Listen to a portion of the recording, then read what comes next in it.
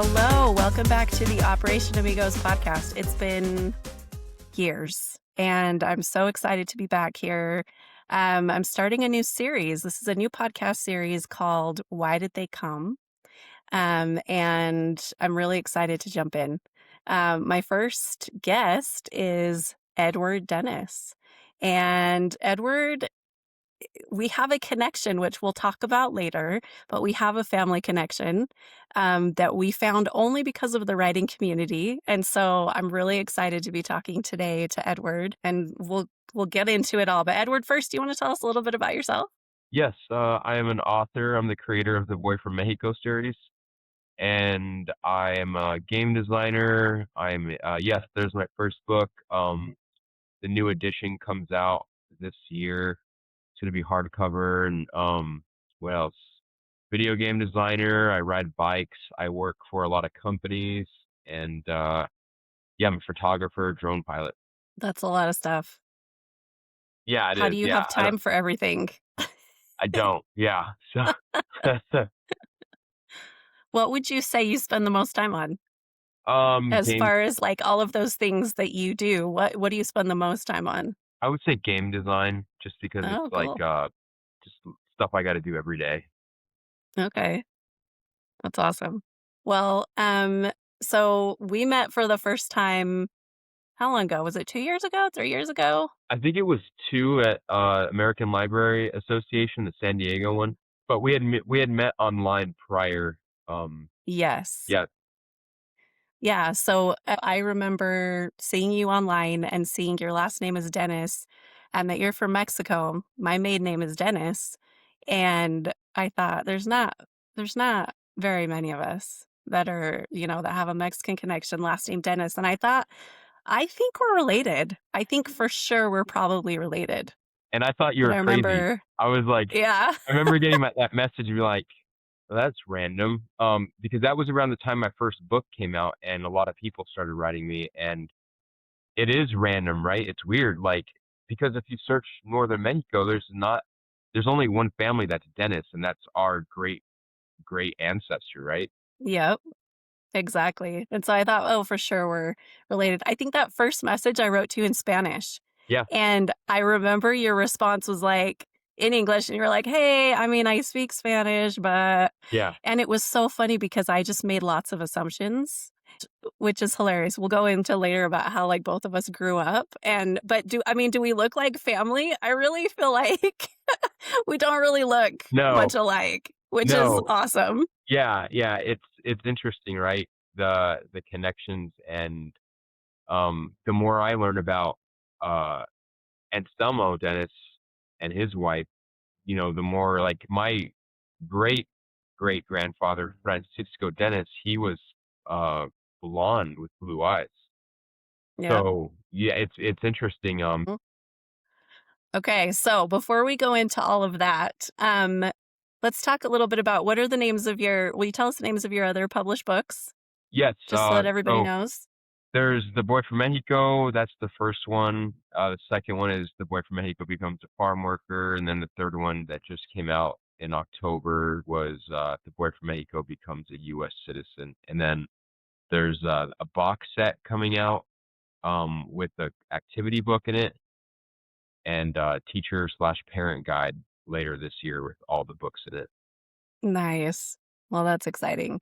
And you've had lots of media stuff going on right now, right? Like, I've seen that you've been in like newspapers, you've been on the news. Tell us about what was that experience and why did that happen? Or why has that Yeah, happened? yeah. For the last book, I think it's just a hot topic, and I didn't choose who's in office and all the drama that's happening. Unfortunately, um, I won't get into that. That's another Yeah. podcast. But you know, uh, I, it's like a perfect storm. So I was on the news, I think, like 17 times in October and November, Oh my gosh. and it was a lot. And I can only post so much on social media where I'm like, kind of, I need a social break from everyone. But yeah, Yeah. the book does great. I think it sold like 27,000 copies of the third book already. which in the Wow. children's book world, because it's so competitive, is pretty good. So yeah, I'm just Oh. happy that people are resonating with the story and buying it for their kids. And have you been able to go connect with some of these kids that are reading the book? For sure, yeah. Mostly the family. Like it's funny, you write a kid's book and it's mostly like the adults that write you, and they're like, "Oh, this is, we're going through this right now, or this just happened to us," and that's why I wrote it. Okay, so this series is called Why Did They Come? And we want to talk specifically about why our immigrant ancestors came here. Why did they come to this country? For you, it was your great grandfather, right? Yes, For me, it was my dad, which is hilarious. Again, like I'm first generation and you are third, third generation, right? But nobody who looks at me even, right. thinks that I'm Mexican. Um, but tell us a little bit about what you know about your great grandpa and why he came to this country. What have you learned about him and his reasons for coming here? Yeah, so I have his passport. I have all of his paperwork. So I have an abundance of documentation. And the number one reason that's always written down was where he's from is in the mountains. So Francisco and Teresa Flores, they got married and they went into the mountains. That's where she's from. It's very high up, and there wasn't a lot there. Unfortunately, uh, the indigenous people there have to move all the tribes because Mexico put a dam on the Mayo River. So they're moving around. A lot of them have died, and they've been there for centuries, right? And yeah, I guess the point of it was that they just wanted something more. So him and Tomas Dennis Flores, they both went to California. They were farm workers, they were miners, and Tomas stayed in LA. And I have all of his paperwork and stuff. It's pretty cool. I inherited that because he didn't have kids. So I have like an entire house full of his stuff, and his wife's Wow, stuff. And yeah, I actually have a bunch of their pictures right back here. And um, that's awesome. his brother, which is my great grandfather, Jorge, he went to Ajo and he was a copper miner. He was a farm worker, and he married a woman named Adela. She's from the Tohono O'odham tribe, and yeah, they had their kids. They had 17 kids, a lot. Oh my goodness. Yeah, so yeah, I yeah, can't and imagine. it's funny because I get a lot of Dennis family members from Mexico write me saying like Tomas and Jorge were one of the first to come to the United States. So they're always curious. They're like, "Oh, you must be, you know, they're his ancestor," and they always assume that, which they're right. But yeah, it's pretty interesting. Wow. My dad is Jorge as well. So your great grandpa's Jorge Denis. My dad is Jorge Denis. And I remember when we figured out, I said, "Hey, I think we're related." And you sent me a family tree. And you're like, "This is me right here." And I was like, "Oh, yeah, here's me down here." And Yeah, that was so exciting. That I was so remember that. exciting. And I remember laughing and being like, they have the same name, like Jorge Dennis. You're from this Jorge Dennis, and this is my Jorge Dennis. It's And I crazy. love that. Yeah, families are so funny. Um, so what were some of the challenges that your great-grandfather, your Jorge Dennis, faced when he came to the US? So he and Tomas came with nothing, like absolutely nothing. And I have their paperwork when they first crossed. They had like I think it was like $2 each of them, so they had like $4. They're very hardworking guys, so they immediately started trying to find jobs. Um, they got drafted into World War I. I don't know exactly the story with that, but I do have all of their uniforms.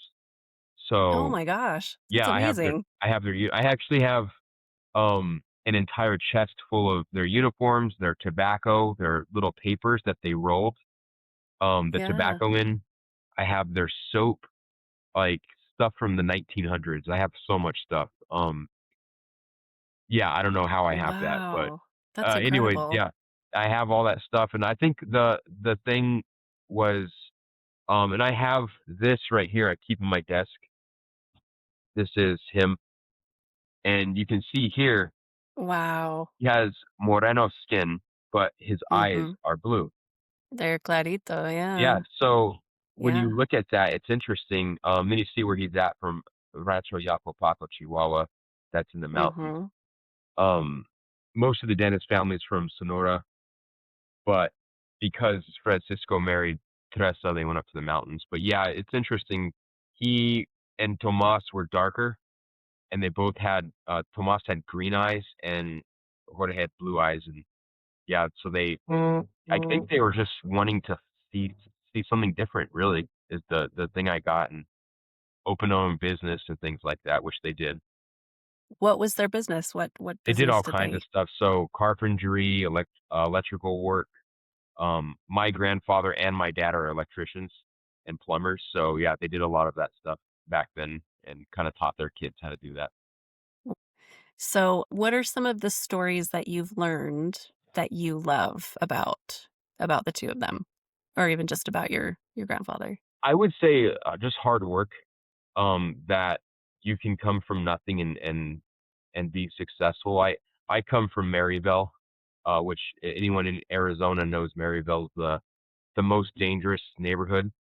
In the 90s, it was listed as just as dangerous as Compton and Detroit.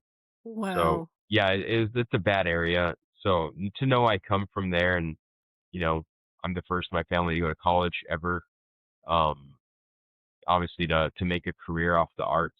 So my father and Yeah. my great grandfather and my grandfather, they're all very hardworking people and proud.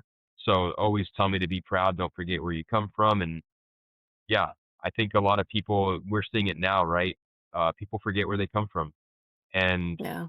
or they're ashamed or embarrassed of it. My family taught me to never do that. I relate with that. My dad was such a hard worker. He came from, Hermosillo, Sonora, and he had I remember hearing about him having 4 jobs, at the same time. His mom is the one that raised him and had told him, um, "I was able to help your older brothers go to school, but I don't have money anymore. I'm not gonna be able to do that for you. And so you're just gonna have to figure it out." My grandma was an amazing person, and she was all about schooling, and education was so important, and she made him finish school, and anyway, he talked about how even with 4 jobs, he couldn't afford to buy himself a decent pair of shoes, and that he thought, "How in the world am I gonna have a family and, eh, how am I gonna have a family if I can't buy myself a pair of shoes and yet I'm working 24/7, and that's when he kind of realized that he needed to do something different. I needed to go somewhere else in order to be successful. And I remember him working. He came up to the United States when he was 21 to start studying English. And then his visa got denied, and he and my mom, after they got married, they had to move back to Mexico and, Your try mom, to is make she it work from here? there. Yeah, my mom's from the United States. They met in Mexico, though. My mom was doing she was going to BYU, and she was doing an exchange down in Mexico, and so, she and her group were staying at different houses, and one of the houses was my dad's friend, and so that's how they met, in Mexico, and then they kinda kept in contact, and then, when my dad came up here, they started dating, and they got married, and they moved back to Mexico for a little bit, so yeah, but when he came back here, he started his own business, and he started a cleaning company, and I remember when I was young being embarrassed about that. Like, I Sure. remember feeling embarrassed, and my dad would take me to work sometimes in this big white van, and then he would play it up. He knew I was embarrassed, and so he would honk and be loud, and I was just like, "Oh my gosh." Yeah, But I'm so grateful for what he did. I'm so grateful for just how hard he worked. Like you're saying, like, there's just this work ethic, this, you know what? If you work hard enough, you can make it. And I love that he had people that were able to help him along the way, that even just knowing my mom and her family and friends that he had known. And, I don't think we make it alone. I think when we work hard, there are people who help us along the way as well, who maybe we wouldn't be able to make it if not for those people, right? for sure. Yeah, I think when you start going down that journey, those people just appear, right? Yeah. And, Who are some of those people for you, Edward? I would say definitely my father. I have my dad's always been the person in my life that has told me, I used to work for Disney, and that was in my late 20s, and I remember in my early 20s, my dad asked me who I wanted to work for, and I said Disney, and he said, well, Disney's not going to come knocking at your door. You have to go and, especially being a Mexican, you have to go and kick their door down. So, um, I would say my dad's always been that person, and it's been a full circle journey because being a Mexican father who was a janitor, because my dad was a janitor for, his full-time job, his side work was electrical work, and drawing wasn't a job to him. So, drawing and writing was not a job to him, and Yeah. he would. I went to work for many years with my father, and I had told myself I don't want to climb ladders for a living. I don't want to do plumbing for a living. So yeah, my father is definitely the person that motivated me to not have to do labor. I feel the same way. My dad cleaned toilets and floors and climbed those ladders and so that I wouldn't have to. And it's yeah, it's amazing what they've done for us. I wanna talk a little bit about, maybe how do you think your great-grandfather's life would have been different if he had stayed in Mexico? Have you And thought about that? yeah, for sure. And I only think about that because so many of the Dennis family write me now on social media. Um, You know, I've had some meetings with some really big companies. Like just today, a magazine came out that I did a bunch of work for, Mountain Bike Magazine, and I look back in our family in I should say our, not mine, our family in Mexico, and I'm like, a lot of them aren't afforded those opportunities. Yeah, Um, just the nature of the United States and how they're on the cutting edge of a lot of things and blah blah blah. And yeah, I would say my life would be very different. I don't know. I would be an artist. I don't know what I would be making. Um, and I feel like too, I don't know if I would be as aware of my heritage. I think when you're in Mexico, you're just like there. A lot of how do I say this? The United States is very diverse. There's mhm, different people from all over the planet coming here for a reason, and you stick out like a sore thumb when you aren't this or that, right? So yeah. I feel like I probably would be different, a different mindset. Um, I've talked to a few family members about my book in Mexico, and they're like, "Yeah, we're Mexican, whatever." Right? But in the United States, Yeah, they're like, "I'm proud of who I am because you're being oppressed a lot of times." mhm. So yeah, So, talking about that a little bit, going back to kind of how you grew up, you've told me a couple times that you had a really rough time, in your childhood because of who you are, or because of what you look like. yeah. Will you talk about that a little bit and why that was so hard? Yeah, well, whoever's watching this, they can see what I look like. But yeah, in the South, I saw just recently Arizona has the most Indian reservations in than any state, and it's crazy because I grew up being called wetback or beater or spick, Yeah. physically assaulted by white people, especially cops. So I've been pulled over 3 times in the same day by the same cop. The Oh, guy was like stalking me. Yeah, so when you're in the Southwest, I don't know how to say it other than, this is my great grandmother's, both of them, their ancestral land, and yeah. to be called a wetback or invader is like insane to me. It's like I look like the people that lived here 3,000 years ago, right? So Right. to say Yeah. I You need to belong go somewhere here. else is insane. So yeah, I've had issues with my own self-image. Thankfully, I'm proud of how I look now. But yeah, when you're in Arizona and in the United States, there's I don't know how to say it other than um, you're gonna get called names. Uh, I mean, when Yeah. I grow my mustache out really big, I can't go to Circle K without the person working there thinking I'm gonna steal something.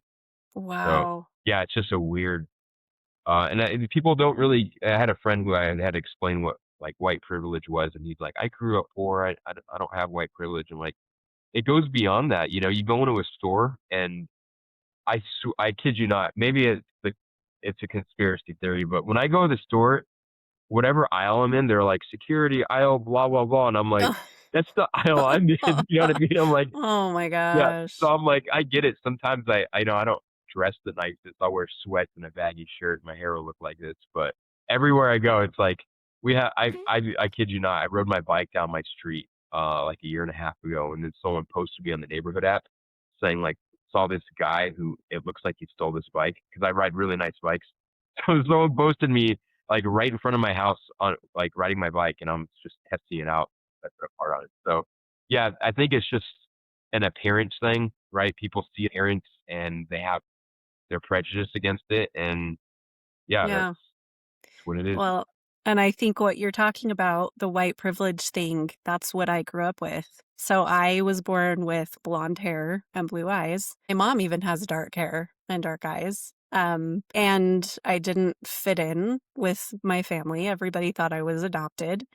But yet I grew up speaking Spanish. I grew up going to Mexico every year, and I went to church with the Latin American community in Salt Lake City. And so I spoke fluent Spanish growing up, and yet looking the way I did, I didn't have those issues. You know, like you're saying, if you were wearing sweats or something sloppy and walked into a store, if I was wearing sweats, if I wear sweats and walk into a store and look sloppy, you know, people wouldn't look twice. And so I Yeah, think that's kind of the key is what are the things that people assume about you because of what you look like. And it's unfortunate. It really is unfortunate. And when I started to understand, there was one time I was complaining to my dad that I didn't look like him, you know, and that I wished I looked more like my cousin Deanna with dark, beautiful hair. And I was complaining, and he said something like, yeah, but you haven't had to go through some of the things I've had to go through because of what you look like. And he's absolutely right. But it's been a conflict. It's been a conflict. The two of us, I know that we've talked about how funny it is that our experiences were so opposite, you know, growing up the way we did. And you looking the way you look, and me looking the way I look. And yet inside, I feel a certain way. I have a picture. I think it's right here. Anyone who's not looking on the video won't be able to see this, but this picture I passed in a store, and I remember just staring at it and thinking, that's what I feel like inside. You know, inside, that's what I feel like. And I ended up buying it um, because I feel a certain way inside, you know, and yet it doesn't reflect on the outside. And yet, because of that, I am afforded more privilege, like you say, and I don't have to deal with some of those things. And especially right now in the world where there are so many who are suffering because of what they look like, you know? sure. Yeah, So I'm it's sorry that you have had to go through that and that you've had to deal with that as a little kid as well. yeah, it's pretty traumatic. But I mean, I would say it led me to create my books, so that's a plus. And I kind of created my books and future books so kids that do go through that they can, I guess, have something to ease the pain. I thought, a few years ago it was going away in society, and then it just comes right back, and it's like, dang, I thought we were making progress. So Right. I mean that made me want to make even more books. Yeah. Because yeah, growing up speaking Spanish and being brown in Arizona when they have laws where you couldn't speak Spanish, let alone my great grandmother's indigenous language. It's one of those things where it's like I want to be white. I don't want to be brown. Like it's just such Yeah. a bad thing. And now we're in this feel like golden age where people do want to be, you know, they do want to share who they are, and they don't have to be Latino. They can be whatever, right? And it's Yeah. beautiful. I just wish that existed when I was a kid because it didn't. Yeah. Yeah. You wouldn't have to be ashamed of who you are. Yeah, And or get beat up. yeah. I think that was the worst. Oh, that's so awful. Um, so can you go into a little more detail about how maybe how you see your books helping this generation of kids so that they don't feel that way, so that they don't feel shame. And maybe, if you've heard any stories about kids that have read them and have, you know, have felt, like, strength from reading those books and the stories. Yeah, so I go all over the country to elementary schools, and one of the overall series teaches is this lesson that I created called "How My Family Helped Build Blank." So I was just in California doing a professional development with a school district there, and the thing that I helped them do was how to teach my books because they're buying a bunch of my box set when it comes out this fall. How to teach kids how their family helped build California. So they came from somewhere, they did a job. My family did a lot of farm working in California, and people need to eat to function. If you don't eat, you die, right? So in the sense, my family built California, and other kids of children of farm workers can do this too, right? Or maybe they're teachers or in construction. So sure, my family wasn't, calling the shots. They weren't the governor of California, but the governor had to eat, right? And if he didn't, I mean, he wasn't going to go out in the fields. So it was one of those things where the kids find out that they're part of that legacy. And I've had a lot of success when I go to school districts and I teach the whole series because kids get to say like, wow, sure, my mom and dad didn't start Microsoft, but those, they built the building, right? They put the foundation Yeah. down. They did the roof on that building, and if that building had no roof, the computers would be wet, or stuff like that. So yeah, that's where I've Mhm. had the I most love success. that. I love that because being part of a society means there are needs everywhere, Yeah, not just the more visible ones. But I think what we're seeing too is that so many people that have come here are so essential to having built this country and also sustaining it, sustaining the way that we live. There are people who are just essential to that. Um, and I love that you help those kids see that and that their importance and their family's importance. That's beautiful. What are the messages that you talk about, wishing that there were these kind of messages when you were a kid? What specifically do you wish you would have understood when you were that age? I think, and this is what my graphic novel that's coming out next year touches on is what a Mexican is. I think, I wish I knew what a Mexican was, what colonization was, why I feel the way I feel, why I look the way Uh-huh. I feel, being Uh-huh. mestizo, right? Part Indian, part Spanish. Um, Being indigenous is interesting. I think I told you I did my DNA test and I already knew a lot of this, but I'm 59% indigenous. And That's incredible. yeah, so I'm 59%. My mother was 78%. Um, Wow. yeah, and I'm 15% indigenous, so, that's why I look the way I look. but it's fun to find that out, right? Like It even that is. It 15%, is. you're like, Yeah. you probably felt a lot of power when you found Yeah, that. it's like I am part indigenous, right? That's Yeah, cool. Yeah. 15% is a lot actually. So, Yeah.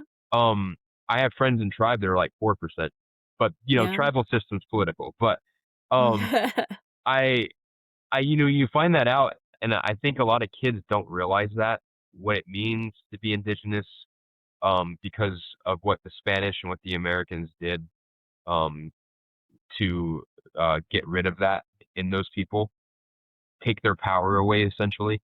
I think for Uh-huh. me, that would have helped me a lot to explain the feelings I had, my connection to my grandmothers and my great grandmothers and my great great grandmothers. Um, Yeah. so yeah, I think that's what would have helped me the most, just to know, why do I like nature? Why do I like certain things? Indigenous practices that I've just started learning in language. So it's just yeah, stuff like that. I think when you remove someone um, from their ancestry, and I just did a study on this with state of California Educate Department Ed. Um, when you remove kids from that, they have lower GPAs, they have lower attendance, but when they know where they come from, they know their ancestry, they have all that's higher graduation rate, higher motivation. Wow. So, yeah, I feel Knowing like where you come from yeah, is super, super essential. Yeah, that's incredible. I love that. And I've always been, our family has always been very into family history work and um, looking into where we come from. And it's actually hard. That line, my dad's dentist line, is tough because at a certain point, we can only go back so far because of name changes, because of the different things. So, I love what we have found out. I love finding new family members like you. It's great. So, what do you think are some of the lessons that you've learned from these stories? Whether the difficult things or the really uh, happy, inspiring things. What are some of those lessons that you hope to pass down to your son? um, I think I learning about the Dennis family in and of itself is crazy. Just, you know, coming from Ireland and Germany and then coming to Chihuahua and then Sonora, it's crazy how family can move.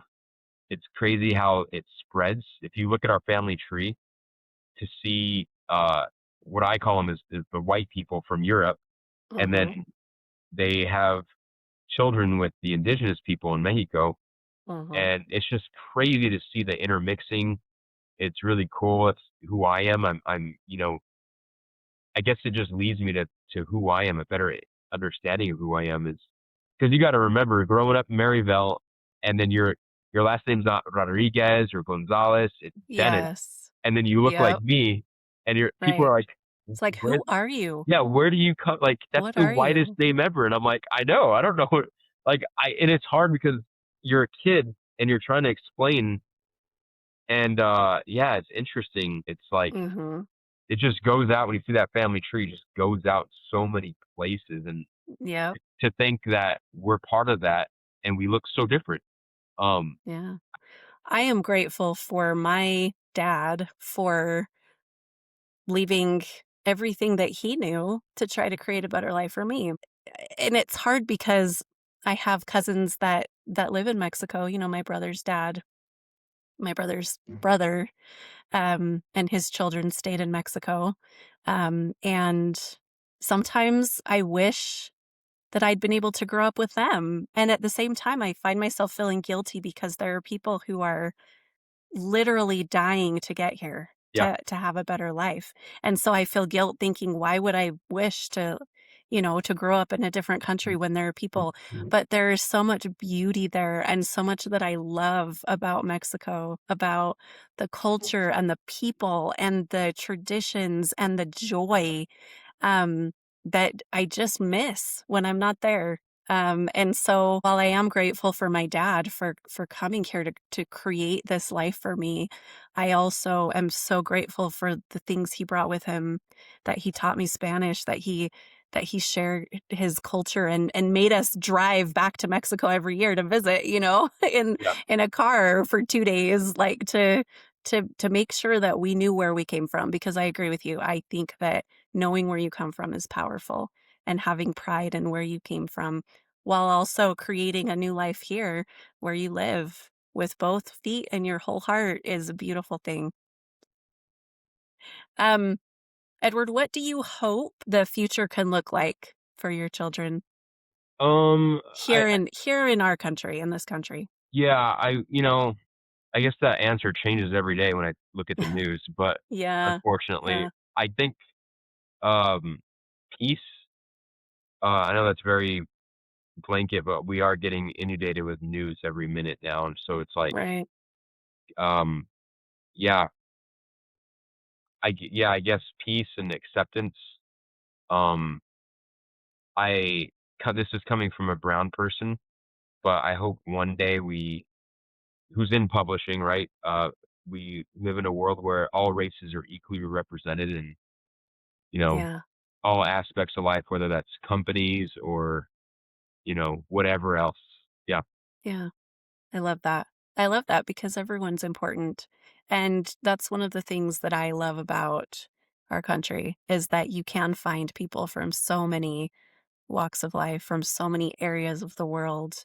I love when I'm walking somewhere and I hear a different language being spoken, and I love being invited to different cultural celebrations of, um, cultures that maybe I don't know things about. I have neighbors that are Muslim, and they invited us to they actually had their celebration at our church, and it was beautiful. It was beautiful to be a part of it and to just learn about it. Yeah, I absolutely love that, and so I agree with you. I hope that our future looks, uh, accepting and peaceful and that we can learn from each other as well. Um, okay, so since this is the Operation Amigos podcast, I like to ask the question, how can someone be an amigo? An amigo is a friend, right? Amiga, amigo, a friend to someone that they don't understand. I would say I think the first part of understanding someone is knowing that your experience is very different than theirs.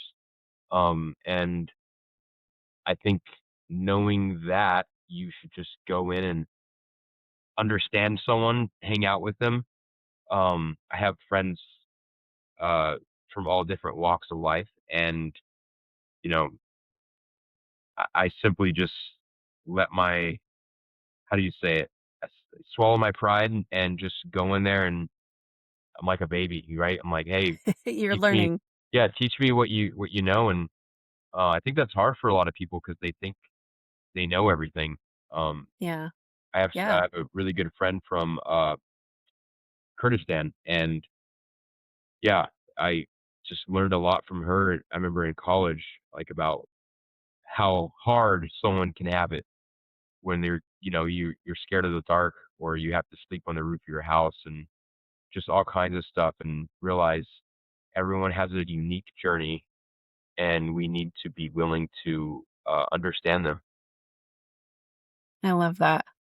We all have unique journeys, and listening is so key. I love how you said you go into it like you're a baby, like you don't know anything and like you're just gonna learn, and I think that's great advice. Um, what are some of the upcoming projects that you have? Do you have other books that are gonna be coming out Yeah, or yeah. I have a box set for my book Oh, series yes. Mhm. coming out this fall with an activity guide. The activity guide comes out around the same time. Um, have a book coming out next month with United Farm Workers, the Oh, union. It's called Our Five Seasons. It's about climate wow. change, and it's like a direct interview with how climate change is affecting our food through the eyes of farm workers. So Oh my this goodness, really wow. cool PhD student, Alina, she wrote the book with her team. They went out, interviewed farm workers all over the country, and the UFW president wrote the foreword for it. I hand drew all the art with the pencil, so Wow. it's gonna be really That's cool. incredible. Yeah, I'm really excited about Cool. that. And then yeah, that's about it. That's Yeah. great. And then where can people find you if they wanna follow you? You can find me on Instagram, or you can just Google my name, Edward Dennis, and I'll come up.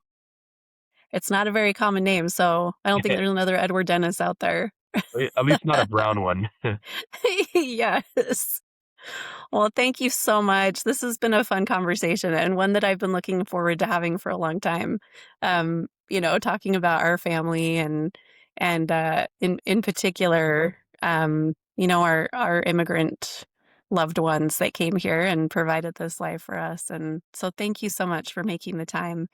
And and I hope that we can have more conversations when you have more things come out and we'll chat again. Yeah, maybe we'll write a book one day.